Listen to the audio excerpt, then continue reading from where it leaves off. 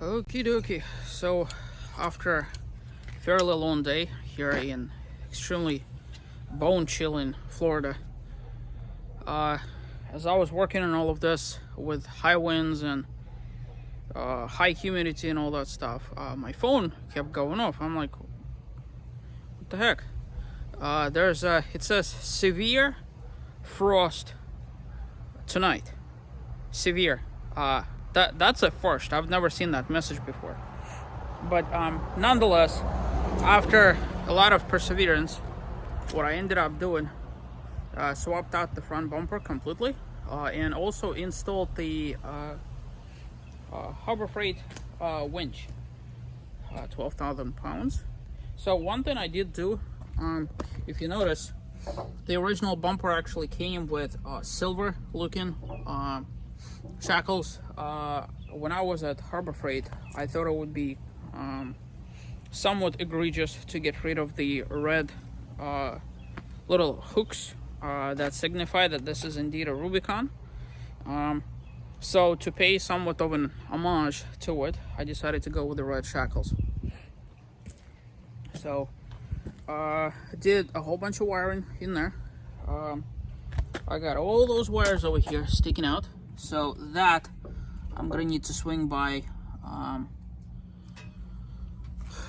a store and pick up appropriate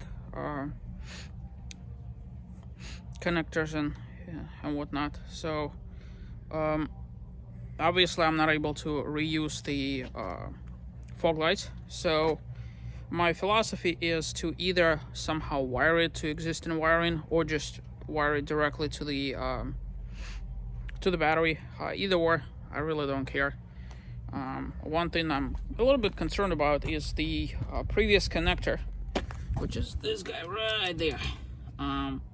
It's exposed. I'm gonna swing by automotive store and see if there's a way to cap it or something like that. I really don't want to be cutting anything in the extremely unlikely event that within the course of its life I'm gonna sell it. I hope to keep this Jeep basically indefinitely, certainly for the next 10-15 years, if not more. So I want to be very careful with what I modify and stuff and things, just to kind of keep it presentable and all of that. Let's see what else. Before it drops into the 20s. Glad that I finished. Unfortunately, never got around to dropping the windshield. I decided to wait until my package arrives. Still hasn't done. A little bit frustrated about that.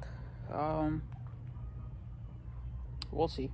You know, those people that order off Vector Off-Road, you know, like, I don't care if the shipping is free, okay?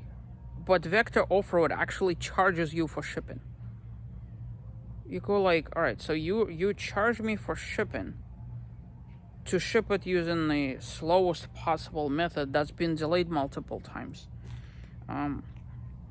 Okay, whatever. So one thing that's really cool is just with this minor touch-up over here, it just has such different look to it. Like, it looks like this bumper belongs in there. You know, I'm actually surprised that Jeeps don't come stock with something like this. But hey, I already tested it a little bit just to get it out and put it back in. So it works. Wiring is correct. It's kind of cool. So now I just gotta order a whole bunch of things for flat towing.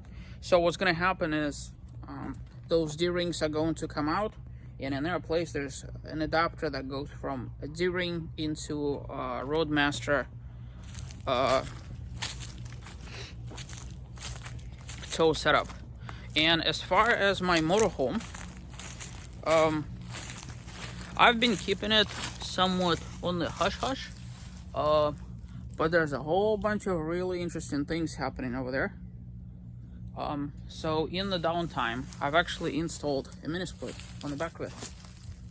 Solar ran, added another 500 watts of solar, so now I have 1500 watts, swapped out to lithium, and the thing is like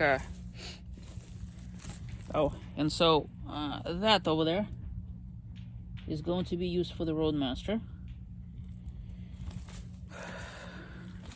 I'm gonna have to measure it a little bit just to see if I'm still okay. I believe I am, the way that it comes from the vendor. If not, I'm gonna have to get an extension. More so once I get 37-inch tires and whatnot. It's gonna be sitting at a different height anyways, so we're gonna have to do some drop hitch or race hitch or some other variation of their off. So, but for time being, one project scratched off my to-do list.